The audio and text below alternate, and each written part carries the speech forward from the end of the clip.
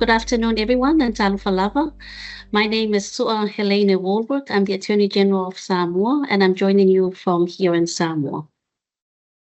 Thank you for joining us on this webinar, which is hosted by the Pacific Island Law Officers Network. And I am the chair of the PILON working group on sexual and gender-based violence. So it's my pleasure to welcome you all to this webinar for the second time. Hopefully we get better luck this time.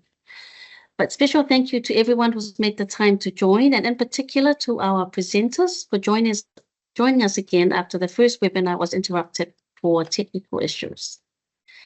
So in today's webinar, we will continue the working group's recent focus on supporting the implementation of the regional guidelines for prosecutors and witness support officers to support vulnerable witnesses through the prosecution of sexual and gender-based violence offences. As you may recall, these guidelines were launched in 2023. So we're very fortunate to have two subject matter experts as our presenters today. Please allow me to introduce Erin Godden and Marama Pocock, both from New Zealand Police. Erin and Marama will be familiar to those of you who attended the Regional Guidelines Implementation Workshop in Fiji in March last year. Their workshop presentation was recorded and is available online on the PILON YouTube channel, and I encourage you to watch it if you have not already done so. A little bit on our presenters. So Erin is the National Coordinator and Trainer for Specialist Child Interviewing at New Zealand Police, a role she has held since 2016. In her role, Erin promotes child-focused and best practice investigative interviewing with child victims of sexual and physical abuse. She runs workshops, training, and presentations on child interviewing throughout New Zealand and with Pacific partners. Erin holds a Bachelor of Arts in Criminology and Education and a Master of Social Work or Applied Social Work. Marama has also been with the New Zealand Police and has been there since 1997, specializing in child interviewing since 2007. She trained as a detective in 2001 and has worked in the criminal investigation branch since this time. Her current role is as a specialist interviewer for children and also adult victims of sexual and physical abuse. Marama has been involved with the national training and mentoring of new specialist child interviewers for several years. So welcome to you both, Erin and Marama. Thank you for making yourselves available again for this webinar. So thank you very much for allowing me to introduce our presenters, and I now hand the floor over to you ladies, Erin and Marama. Thank you very much, and kia ora everyone, and thank you for being here, and thank you for inviting us again, and we really hope the technology plays its part today. What we're going to do is share a copy of the PowerPoint with the team afterwards, so you don't need to take any notes or write anything down from these slides. We will share it with you later. And just to start with, we'll just talk about the workshop goals for today.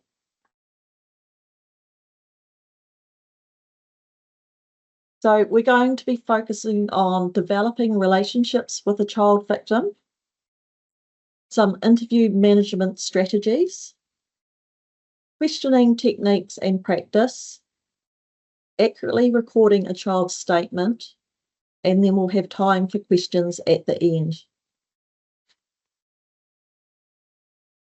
Okay, so we're just going to start with a reminder from our last session, or this will be new to you if you haven't been able to view that yet. But before we sort of get into why it's so important to build a relationship with the child that you're going to be interviewing, just going to take a couple of minutes to have a look at why everyday life is so different to the interview context for children.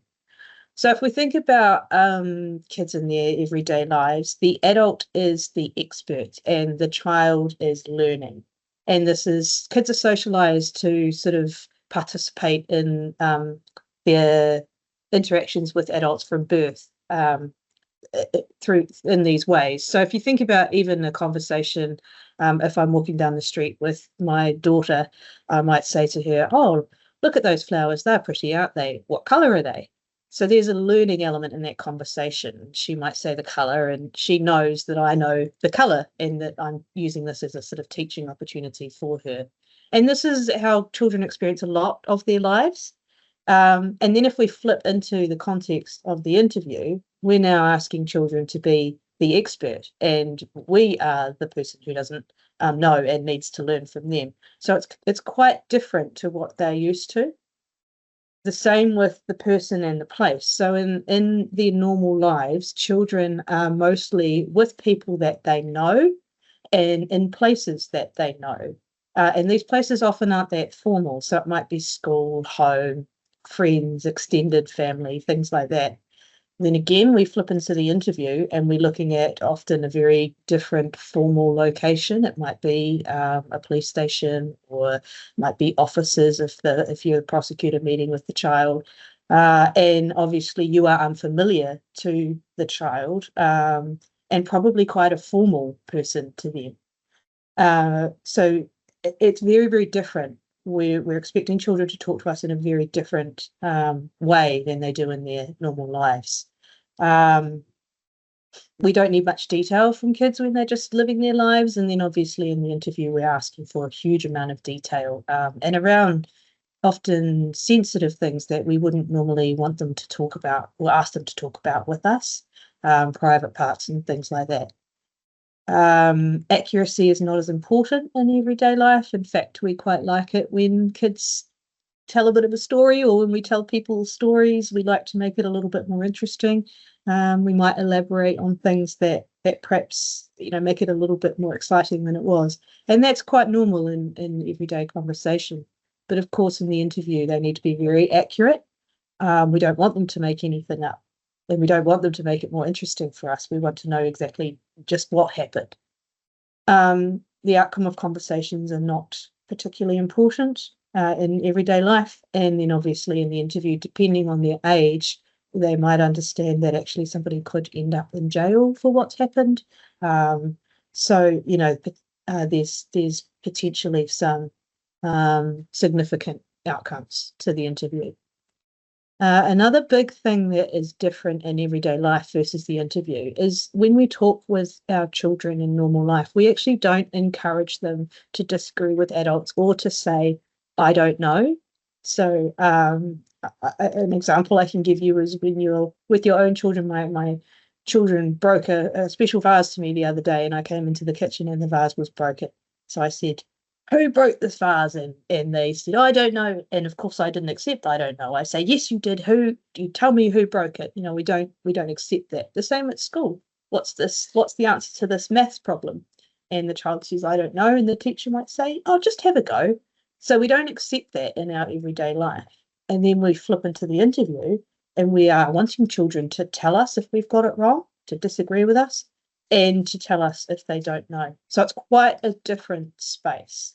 So there are some things that's why it's really important that we look at developing a relationship between the interviewer and the child to try and get them to talk to us in the interview space. So given how different an interview is from what a child is used to experiencing, and also if you remember from our first presentation, we talked about the emotional and social challenges for children when speaking about abuse, there are some ways we can do to help the child with this interview process. We talked about developing a relationship with the child, and that's what we call rapport building. So we're going to look today about some rapport building techniques.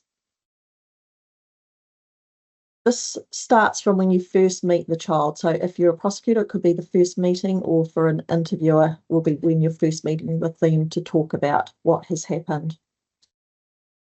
Rapport needs to be started right at the beginning and maintained throughout the talk with the child. It could be that things start well at the beginning and then rapport can slip, and you need to be aware of that throughout your talk and think of some strategies to maintain rapport throughout your engagement with them. An example of if you feel like rapport is slipping is if you're in an interview and the child starts saying, I don't know, after each question, or they may start yawning or slouching in their chair. That will be a sign to you as the interviewer that you need to change what you are doing. Some things we might do in an interview is take a break, and there are different sorts of breaks we can take during an interview. We might take a monitor break, which is when we go and speak with the monitor or the helper who is in the other room, and that gives the child a chance to have a break from talking. They stay in the interview room, but they have a break from talking.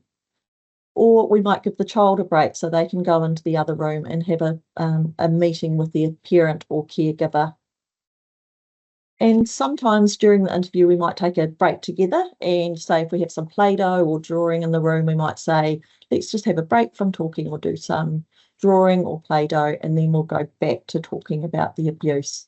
So each of these strategies can work well.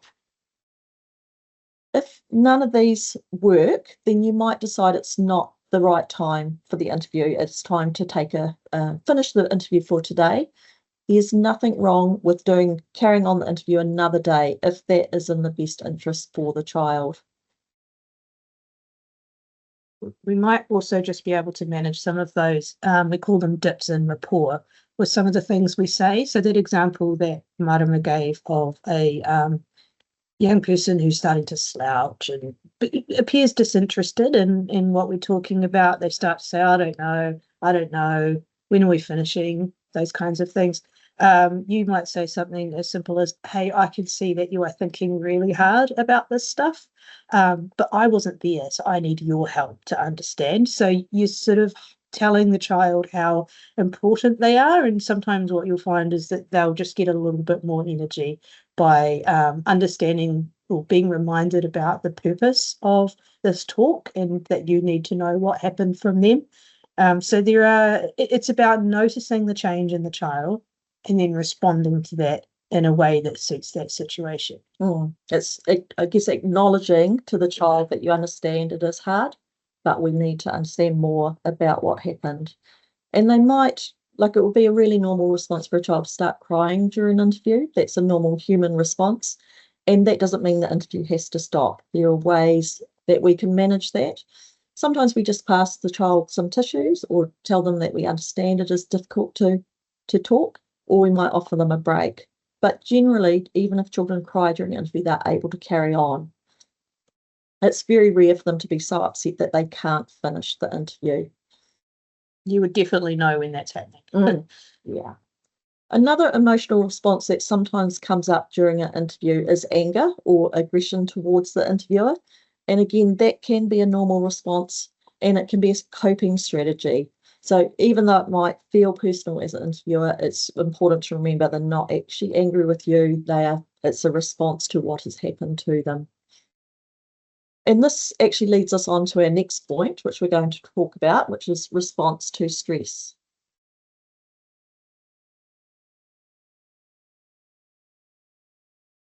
So we can't see you, so I don't know if that worked, but the purpose was for you to get a bit of a fright. So hopefully you did. And what you would have noticed when you got that fright is that your brain sent a signal to the rest of your body saying, oh, what was that? Is that a threat? And then a stress hormone would be released into your body, and you might notice body-wide changes. So often you might feel things like if you get a big fright, you might feel yourself start to get a bit of a cold sweat. Your heart might beat a little bit faster, things like that. This is something that your body does without you. This is something that your body does without your control. So it's an unconscious decision that happens. Now we talk about why I've raised this here is because we actually talk about 4 common stress responses. And it's important to have an idea about these for when you're talking with children, especially about abuse. So I just want to point out we can't control how our body responds to stress, and children may even experience a stress response during the interview. So Marama talked about children becoming aggressive in the interview.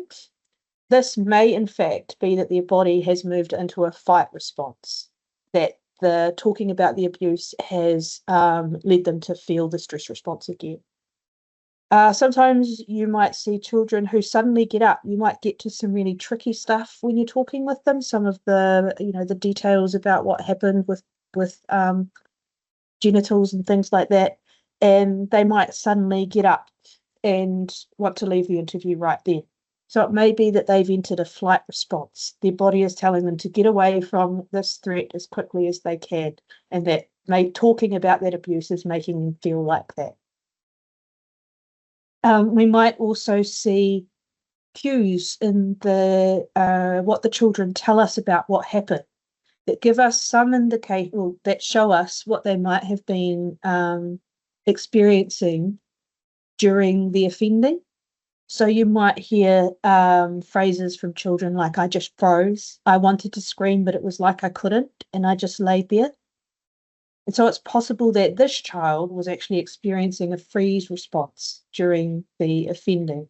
Often people think that normal responses to abuse is to run away or to fight, but actually the more common responses from victims is to freeze or fawn, which is the fourth point I want to talk about. And this is when we try to lessen the threat by doing what the offender wants. So in abuse situations, the fawn response might be a victim trying to please the offender to make the threat feel less. So for example, a child might tell you that the offender told them, take your clothes off. And then the child does this without arguing. Now, this doesn't mean that the child wanted the abuse to happen, but more likely means they were too scared not to take their clothes off because they were in a fawn state and they felt like they needed to keep that offender happy to stop themselves getting more hurt. That's a really normal response for victims of sexual abuse. And so you might hear things like that. I actually remember an interview I did where a young person was offended against in a bedroom, and the offender during so they sexually abused this child, and then they actually went out to the kitchen and did a whole bunch of other things and said to the child, stay in this room and I'll be back. And the child stayed. And of course everyone was saying, well, why would they stay when they could get away? But I believe that that child was either in a state of freeze or in a state of fawn, and they believed that that was how they would be kept more safe, was to stay in that room. So when you are conducting interviews, it's a good idea to ask how the child was feeling when things were happening, as this might give them a chance to explain what they were thinking, and that might help us understand perhaps if they were in one of these stress responses. As I said earlier, it's also important to remember that sometimes talking about the abuse can make people feel like they are reliving what happened, and their body may start to respond in one of these ways. But as I said, the body responding to stress is a normal part of human behaviour. So when speaking with children, we need to be aware of these responses and what this might look like, and that will help us understand if we need to adjust our behaviour in the interview. It doesn't mean we need to stop the interview. It's just that we might need to give them a bit more time, or perhaps just ignore any aggression and try and calm the room down, those kinds of things. So this kind of leads us into looking at some more techniques, excuse me, we can use to help the children talk about abuse. So some rapport techniques that you can use, and this can be for interviewing a child, but also if it's a prosecutor meeting with the child as well. So during any talks with children when we're talking about abuse, probably the first one we want to look at is having a calm and friendly manner. So we're wanting to convey to the child that we're kind and that we're calm, and we're not going to be shocked by anything they tell us. That to make them feel safe, really.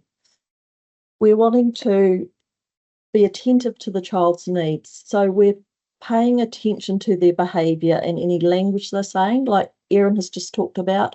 If they're using language that tells us that they're feeling angry or that they're in a state of freezing, like they're withdrawing from us, we need to be paying attention to what they're showing us and figuring out how we can best support them to tell us what we need to understand what happened.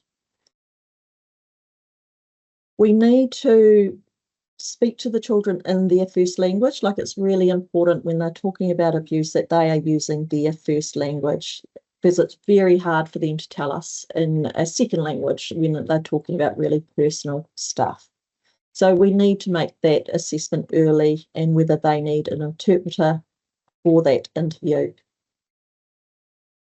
The interpreter needs to be a neutral person, so not a family member or someone who's known to the community. So that's something to be aware of as well.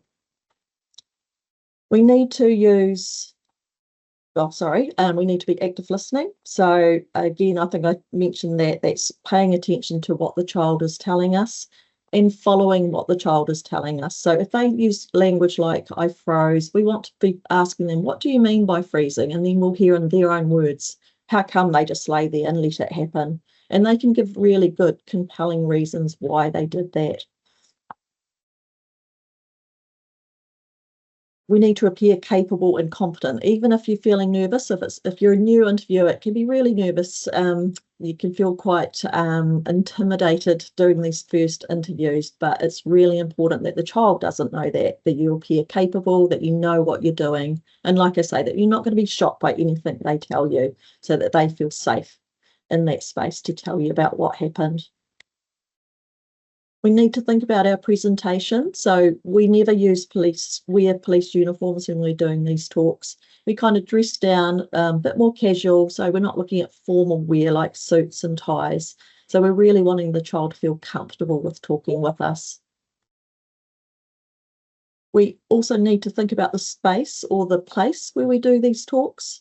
We want it to be a quiet, safe place where there's no distractions. And think about things like cell phones, put those away. You don't want to be taking phone calls or sending texts while the child is telling you about what happened.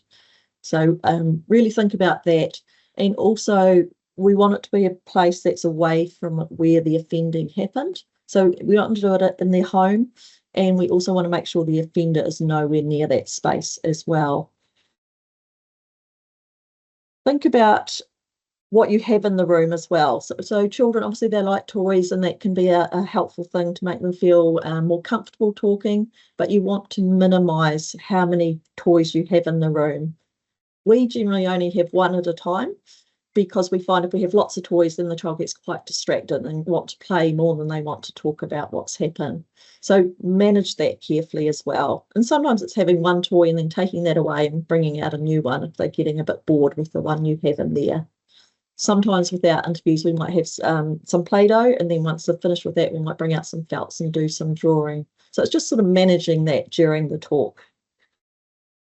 You also want to have quiet body language. So you don't want to be waving your hands around and being very distracted to the child while they're talking. So it's just sitting quietly and allowing pauses and silences while they're talking, so that you're really listening.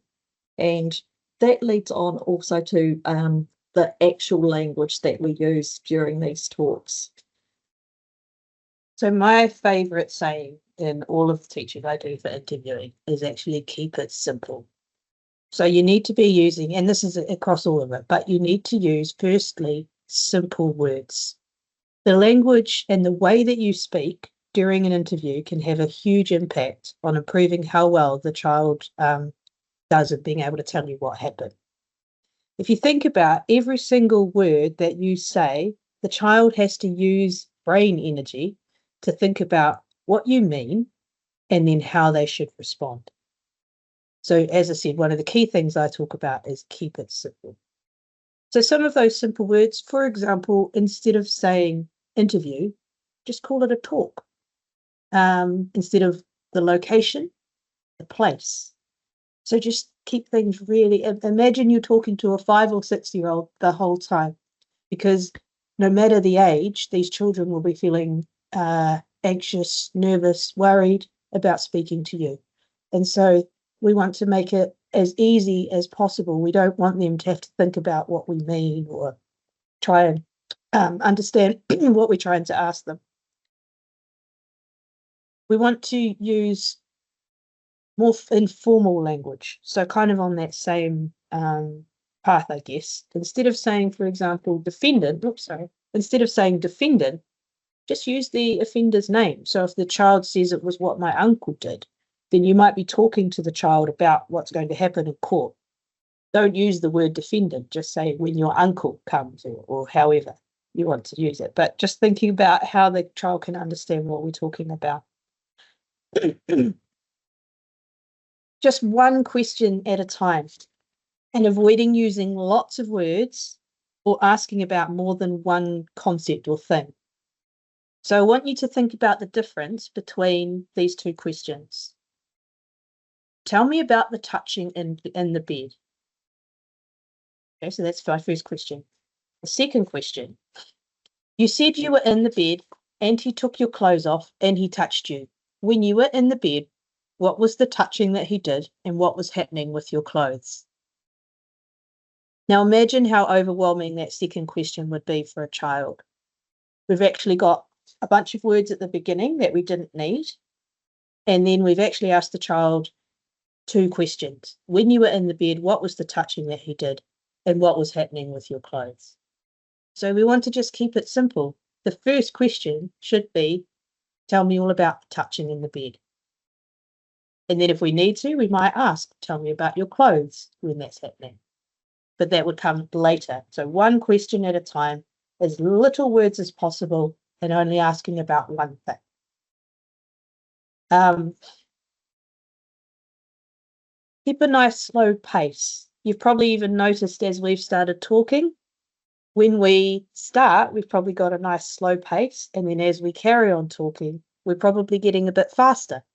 And it would be a little more difficult to keep up and understand what we're saying. The same for children. If you keep a slow pace from the beginning, that helps them have time to process what you're saying, but also gives them time to think about their answer without feeling like they need to just quickly give you an answer. I think that I'll just jump in there. Yeah. Sometimes if the interviewer talks slowly, it sets the pace for the interview. So the child will follow what the interviewer is doing. So it really does set the whole scene for the interview if you start with this nice slow pace. All right, allow, sort of on the same way, and it slows the whole interview down, is allow plenty of pause and silences. Make sure before you ask your next question, you leave a bit of a pause, even count to 3 slowly in your mind when the child stopped talking, because often they might still be thinking and they might have more to add. Also, use silences, because here in New Zealand, we find that people don't like silence, and so they will fill the silence. So that's a really powerful tool to use with your interviewees. Sorry. Stay on topic. Marama sort of referenced this a little earlier, but we want to stay with the child and avoid jumping them around the place. So just as an example, if a child is talking about being pushed on the bed and then the offender climbing on top of them, we would want to carry on with that part. So we might say, tell me more about him pushing you on the bed. What we wouldn't want to do is then jump into a different topic like, oh, whereabouts in the room was the bed? Not only is this confusing for the child and difficult for them to keep up with, it also can disrupt and even shut down the memory.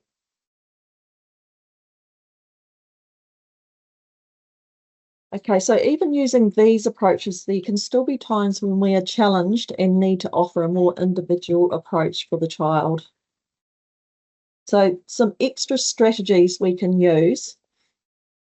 Before the interview, check with the family about what will help. So the family might be able to give some really good ideas about what they find works for the child. And that could be that they will need more breaks, or that there's a particular thing that works well for them. It might be that they need something in their hands while they're talking, a stress toy, that sort of thing. Also, as we've mentioned earlier, speaking with the child in their first language and whether an interpreter needs to be in the room with them. Negotiate play and talking time. So we've talked a bit earlier about having toys in the room. Sometimes we need to negotiate with the child if they're doing some play. Let's play for 2 minutes and then we'll have some talking time for 2 minutes. So it's a very fluid sort of process during an interview. We need to be child focused throughout. And if they're needing some playtime, that's fine. But if the playing is interfering with them talking about the abuse, we need to navigate that.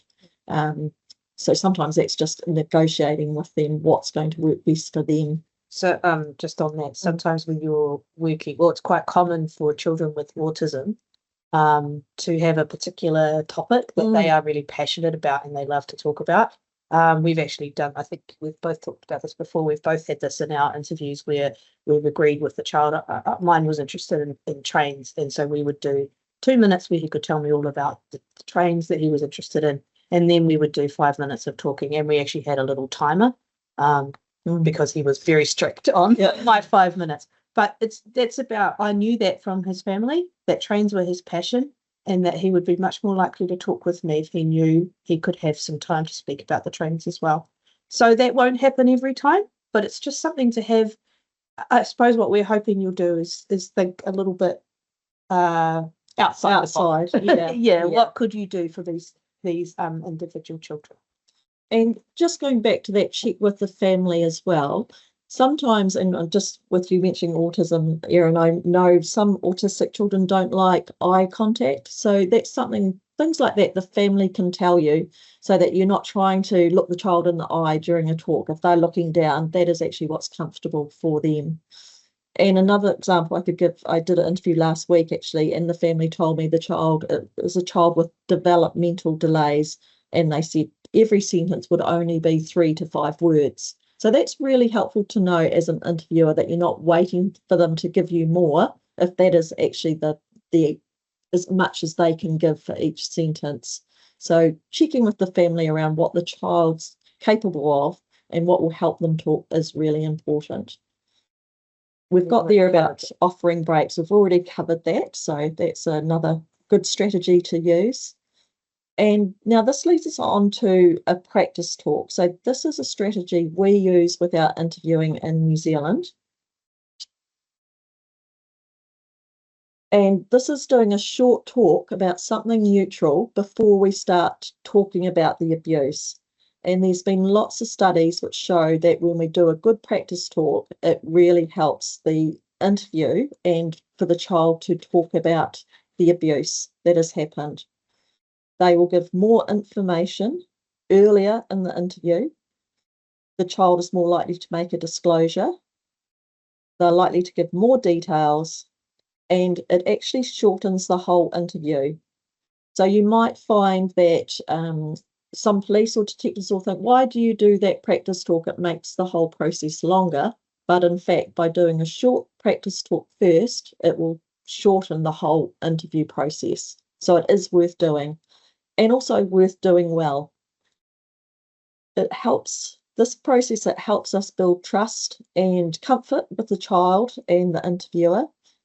It helps the child to understand the types of questions that we will use during the interview. And it also teaches them that they will be doing most of the talking and our job is to listen to them. So really letting them know they're the boss in the interview room. They choose what they're going to tell us, and just to get used to our interviewing style.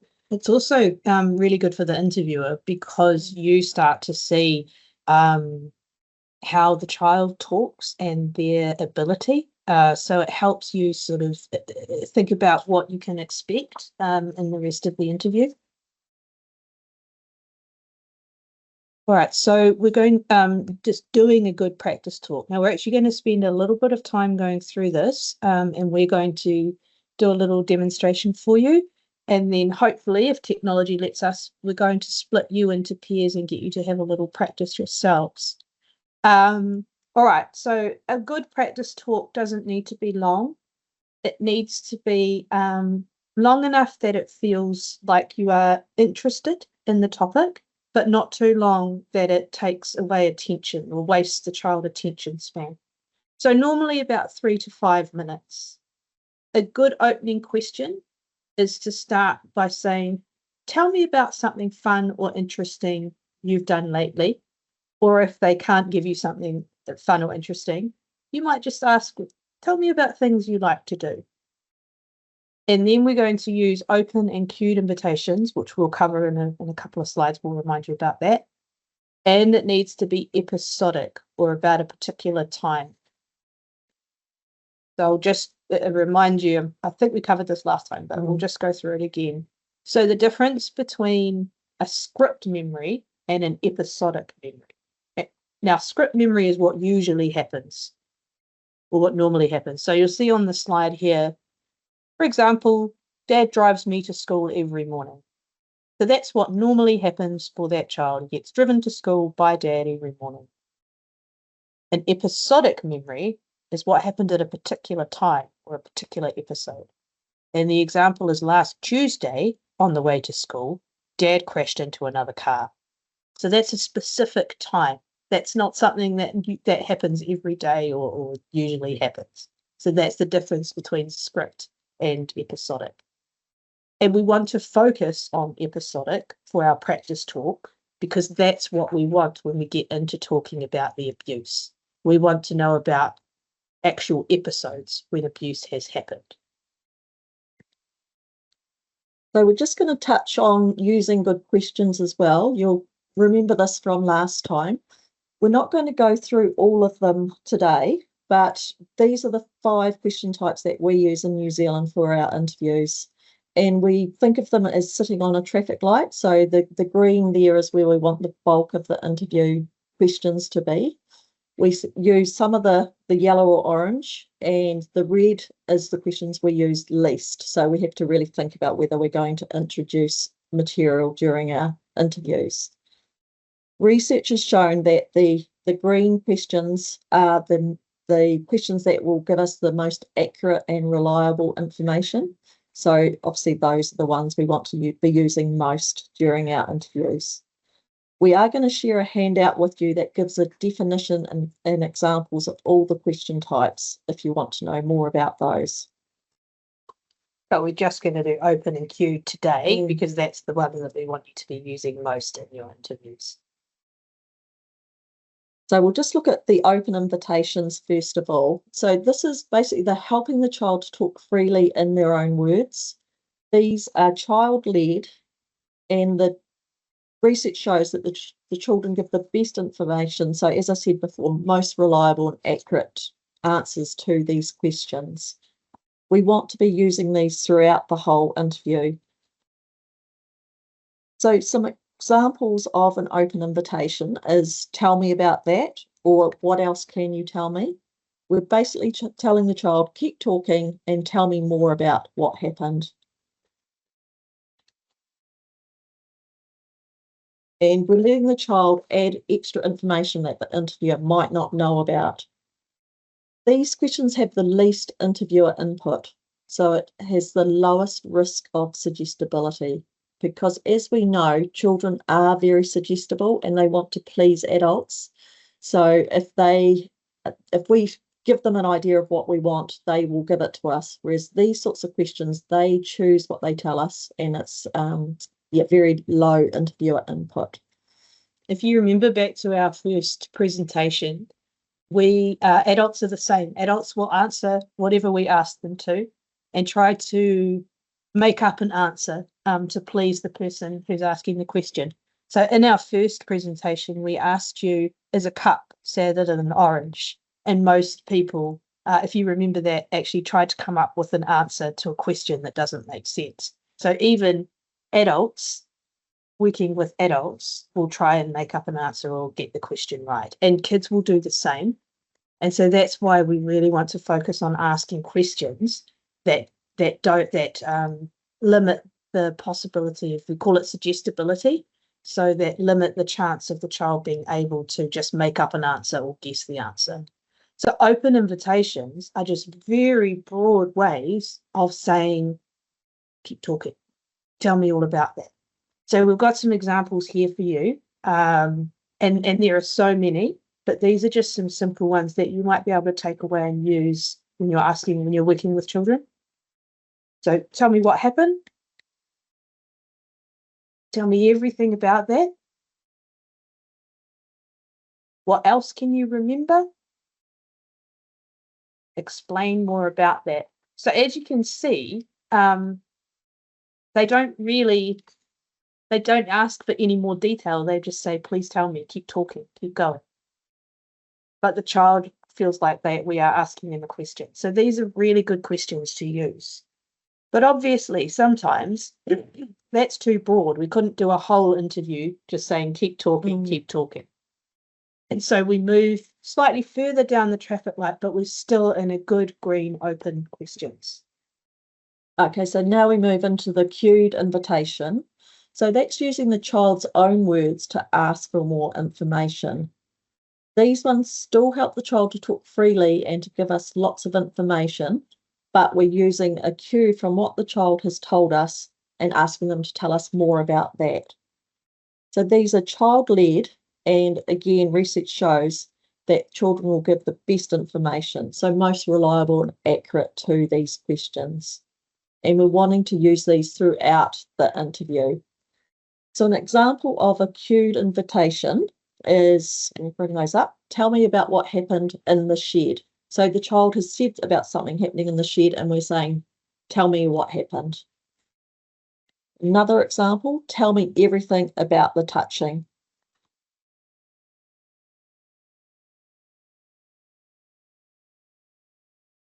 What else can you remember about the beating? Explain more about the knife.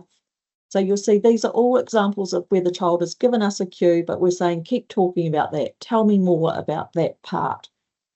So with all of these questions, we are imagining that we're asking the child who's already told us that something happened in the shed, or already talked about touching, or talked about the beating, or brought up a knife during their talk.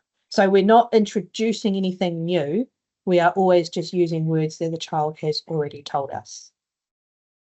Okay, so what we're going to do now, hopefully you can hear and see us clearly enough, we're going to do a little practice example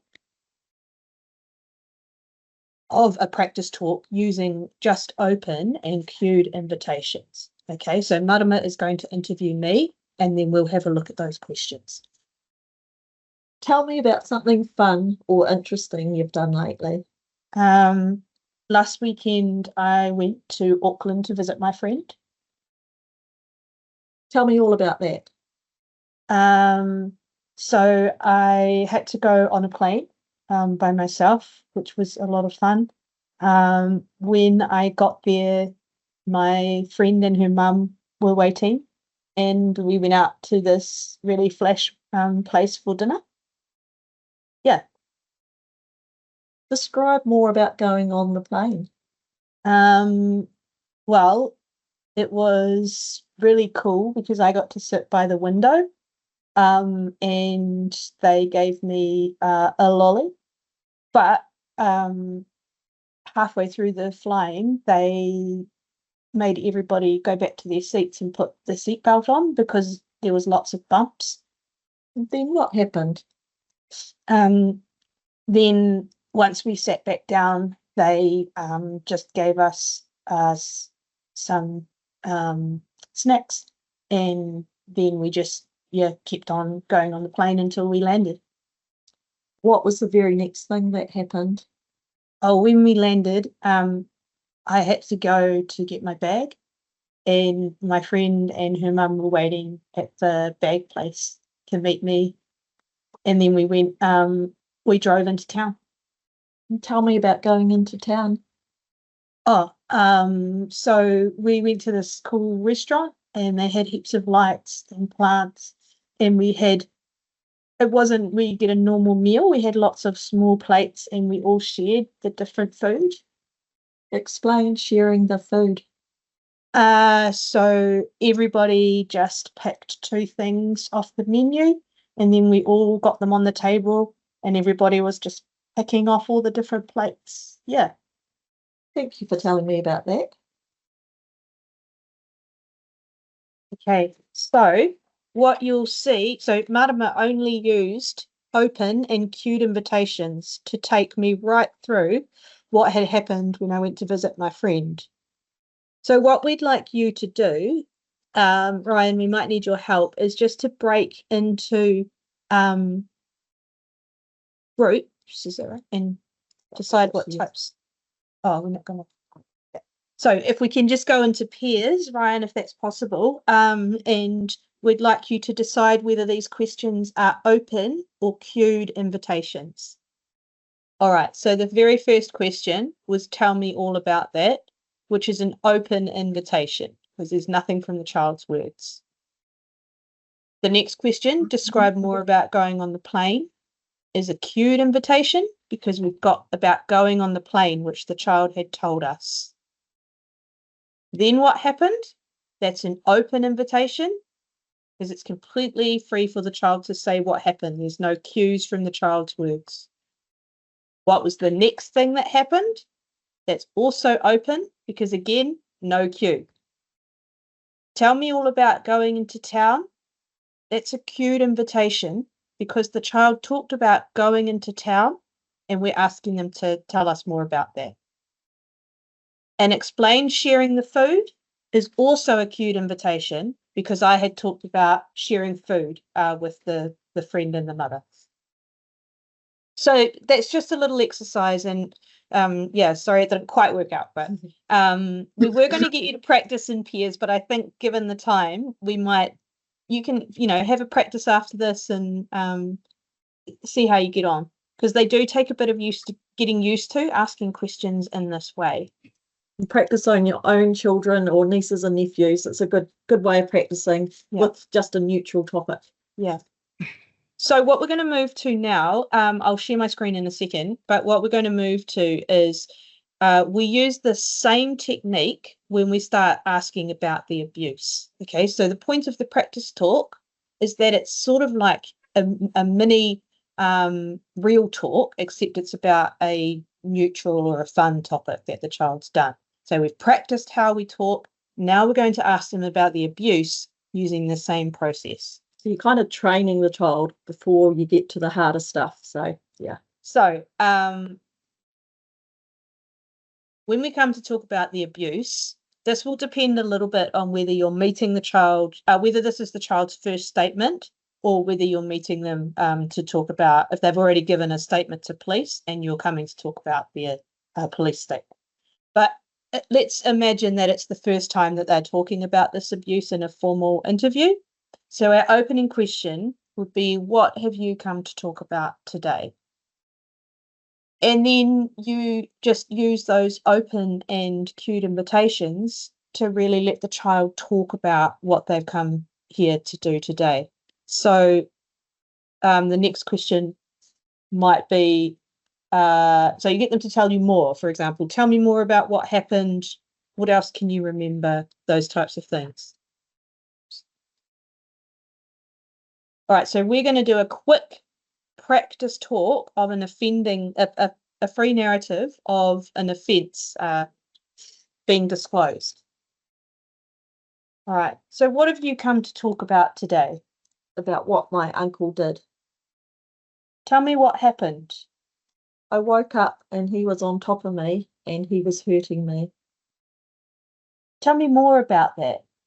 It was really hurting and he wouldn't stop. Tell me more about Uncle hurting you. Well, we were staying at the beach and he just came into my room and got on top of me and he did it and it really hurt. What do you mean by he did it? He put his private part in my private part and it really hurt and I didn't like it.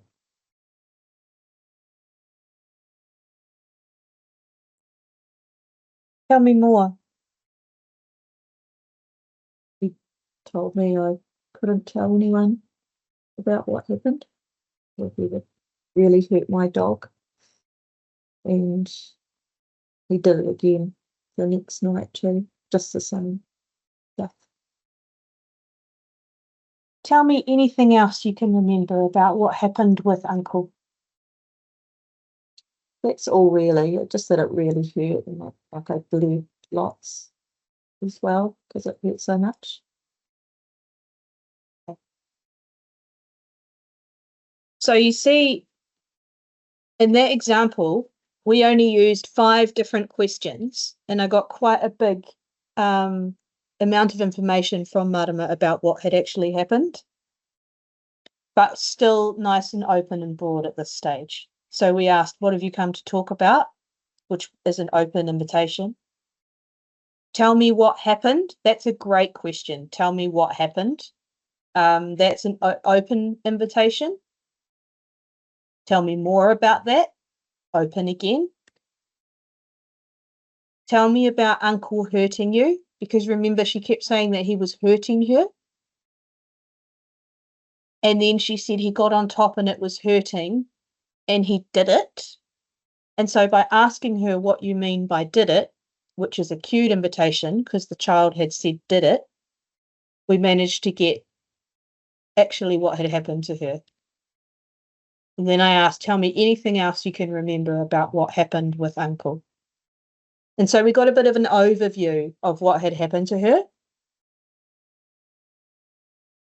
Now, we were going to get you to have a turn, but I think we won't do that. But I would really encourage you to practice this kind of thing with your colleagues, with your children, perhaps not about abuse with your children, but with your colleagues, and just get used to using these types of questions. So obviously we've got a nice amount there of free information from the child, but we're still going to need to go into more detail about specific offences or episodes. And this is where making sure that it's episodic, what we talked about at the beginning about an actual time, is really important. So this is the approach that we use. We want to know all about what happened. So the actions first, the whole story from the start to the finish.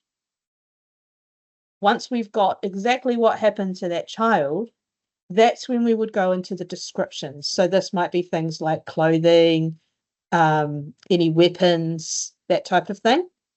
And then once we've covered off the descriptions, that's when we move into what we call the concrete facts. And that's just simple questions like everybody's name, the time, and things like that. And so the reason that we cover actions first is because this is the most, sorry. So we've got a lot of research that says that talking about actions first is we get the most, the best details from children. So they give us the best words about what happened. So that's why we want that action-based information first. And they'll describe things in their own words, which is far more reliable than once we start asking a whole lot of different questions. Children also have a limited attention span, as you will know.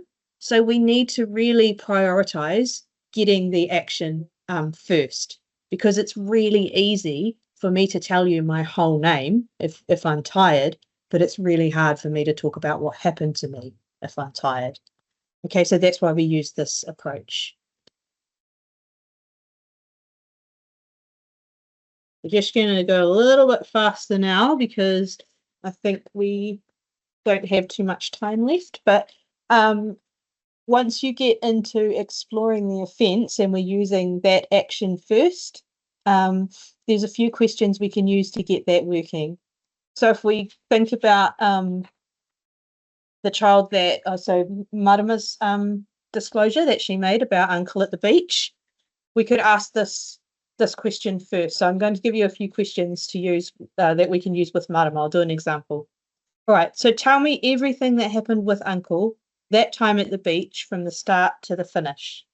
Well, I'd gone to bed and then I just woke up and he came in and just came in and then he did it. He pulled down my pants and got on top of me and did it. And like I said, it was really sore. Explain about him pulling your pants down. Well, he just sort of came in and I was wearing my pajama shorts and he just pulled them down like from the waist and he pulled them right off past my feet and he threw them on the ground. Mm-hmm. And then what happened? Then he got on top of me and he was really heavy and he was just on top of me and doing it. What do you mean when you say doing it? Like putting his private part in my private part and going up and down. He was just really sore and I didn't like it. Tell me more. He was just kind of like grunting while he was doing it and just kind of pushing himself into me. And it felt like he was tearing me apart. And his whole body was really heavy on me. Help me understand him pushing inside you. It's just like with his private part going right inside, and it was like ripping me, like it felt like I was going to split into. I was bleeding too and crying lots, and we just didn't stop. Okay, so we're going to stop there, but you will see that we asked, I'm not going to go through all the questions, but we only asked 5 different questions again there, and we got a whole lot of information from Marama about what had actually happened, and details about the offending and what happened that specific episode. Okay, so as you can see, you don't need to use a whole lot of closed or direct questions. You can actually use queued invitations and open invitations to explore most offending. But the next part you need to understand about the questions is making sure that you get the right words from what the child has told you, and so planning your questions. Just going to remind you here, keep questions simple. Okay, so what we have is a piece of narrative from a child. Just do this on your own because it's a little bit tricky to break into groups.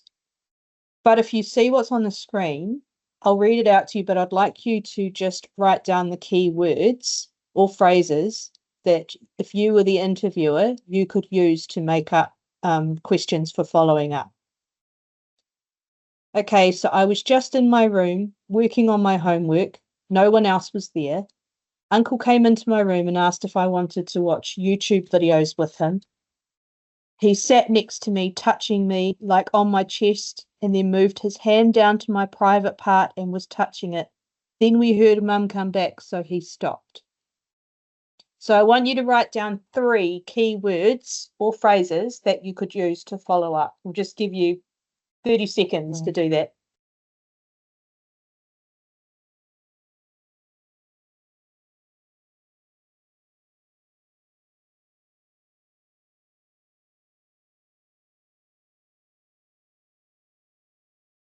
Okay, so we'll come back online now. And what we've done in our next slide is we've circled the keywords that we picked up. Okay, so we had Uncle came into my room and asked if I wanted to watch YouTube videos with him. He sat next to me. He was touching me on my chest, moved his hand down to my private part, touching it. Heard Mum came back, so he stopped. Now you could take any of those statements and make them into queued invitations to ask the child to tell you more about that. So we'll give you some examples of some queued invitations that you could use. So one would be, tell me about Uncle coming into your room. Describe him touching your chest. What do you mean he moved his hand down to your private part? So you'll see you're using the child's words and asking them to tell you more about what happened. Before we carry on, does anyone have any questions about forming questions and how we do that? You can just put it on the chat, or you can just unmute and speak.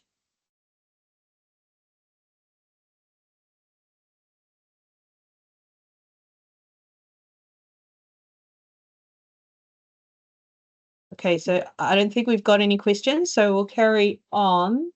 So what we would like you to do, if you want to, is take this narrative with you, so what the child has said here, and have a go at putting some questions together. And then if you want to email them to either Marama or I, we're happy to give you some feedback on those. Or any questions that you have that you'd like to get some advice on, we're happy to do that. But the narrative here is she just kept hitting me with the bat and kicking me until I fell down and hit my head. So I would use that, what we just did before, figure out what the key words are that you'd want to follow up, and then write down some cued invitations that you could use to ask the child about what happened. So. All right, so just before we open the floor to questions, we just want to take a moment to talk about taking an accurate statement. So we've covered how important it is to use good questions to get a good statement, but we need to make sure we're recording that statement well so we don't lose that information. So the gold standard would be to record the interview if possible. And this is down to the different legislation that you have, that whether you're allowed to do that or not. And I'm not sure whether you could, I mean, even if you're not able to do video records for court, then I don't know whether you'll be able to do audio records just for yourself, so that when you take it away, you can type up the statement and know that you've actually got the child's words there. Rather than trying to remember what they said or write it down at the same time. Have a monitor or a second person scribing, so writing out how the interview's going and what's happening. And it's important that you record the interviewer questions and the child's exact answers to make sure that we're getting their words, because it might be if we start to put what we think they mean into our statement, then it might not be accurate. So it's making sure that we get the child's words in those answers. And if the statement has been taken in a different language and you're needing to get it translated for court, it's important that the translation of the statement is accurate and reliable.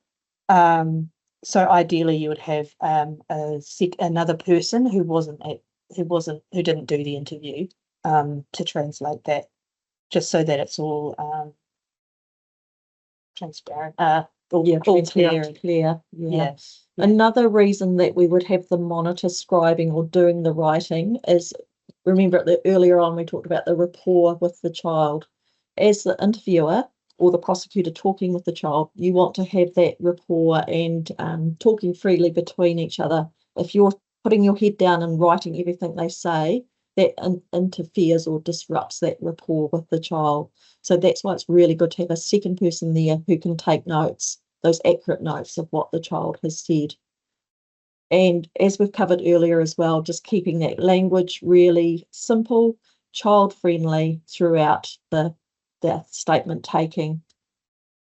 And also covering any important words the child says. So if they use words that are quite big, that you think that's surprising they use that word, ask them what do they mean by that word, to make sure they're using the word that they mean to describe what's happening.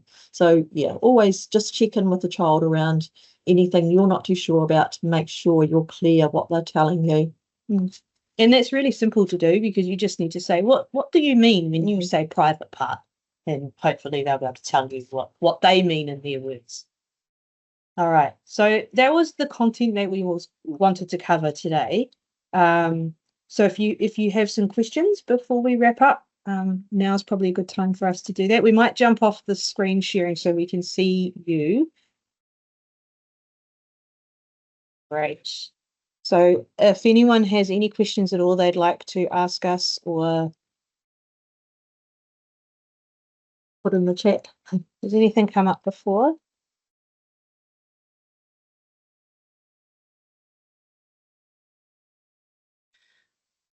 I have a quick question. First of all, thank you very much. Very helpful presentation. Do you have any tips on hugging the child? If you're in the interview and the child starts crying, is that a do or don't? What are the pros and cons of that? Yeah, we would probably say a don't. A few reasons. One is because we don't know how that would actually feel for that child with someone who they don't really know obviously hugging them. It feels like what we want to do, but actually what we find is just being in that room, giving them space and time and just listening to what they're saying. They feel listened to, and that's enough. We don't have to, offering a box of tissues or a drink. Just take your time. And then when you're ready, tell me more about what happened. And they will respond to that. We have to be really careful of hugging and things like that, especially if it's recorded. Yeah, I think as police or prosecutor, as a police, you have to be seen as neutral as well. So we can't be seen to be, being too familiar with the child. So that is something we have to be aware of. Thank you. I think there might be some questions in the chat.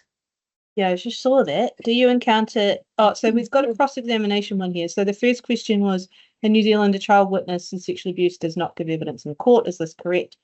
A recording of the child's interview with police is sufficient. So our legislation does allow us to play the child's police interview as their evidence in chief, and the same with our adult victims. But they have to still be available for cross-examination, but we have ways to do that via a video link, so the child doesn't have to be physically in court for cross-examination. They can choose to be, and sometimes some of the kids want to do that, and that's fine. So the legislation allows for both ways. Or they might want to be in court but have a screen up so they don't see the defendant, but they can see the rest of the courtroom. So yeah, some children choose that, especially older teenagers, but generally they'd be in a different room and through a video link.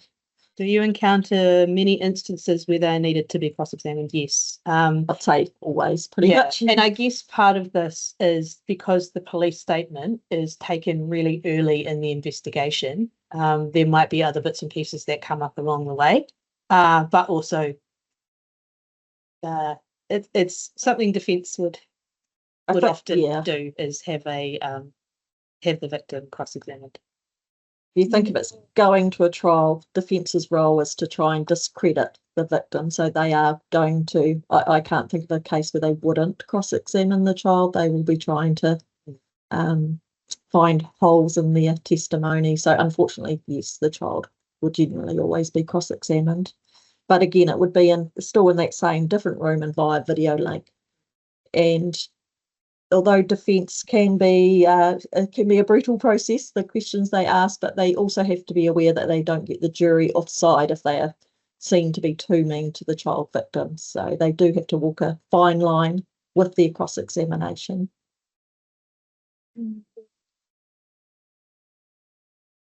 Thank you. I don't know if there are any more questions, but I think we're coming to the end of our time. Is that everything you wanted to say, Erin and Marama? Well, we could just do a quick summary just so that we leave you with that if there's no more questions. Okay, cool. And yeah, if anyone does, we're very available. So if you do have anything you would like to ask us when it comes into your mind later, then that's totally fine. In summary, developing a relationship with a child victim is vital to a successful interview. And use your interview management strategies. Think about ways that you can tailor your interview, and even on the spot, if you might need to break it up over a few days or something like that. That's totally fine. Use invitational questions for the best responses, and as we said, we'll share something called a question coding guide with you, which we use in New Zealand, which will explain the different question types. But really try and use those green questions as we showed you. And also the accurately recording the child's statement is just as important as the questions that you asked. So yeah, we will share the PowerPoint with you, Chase, and the question coding guide. Thank you for your time. Thank you very much. Thank you. Thank you so much. If I could just say on behalf of all the participants, thank you so much, Erin and Marama. Thank you for making your time available. Thank you for sharing your knowledge so freely and so happily with everyone who has turned up today. Your presentation has been very interesting, very insightful, and thank you for the many helpful tips that you've also provided. I'd like to thank our participants for joining us today on this webinar. I hope you can take away as much as you can from what was shared today. A special thank you to our PILON Secretariat, to Society for coordinating all this, and all the support from our AGD team.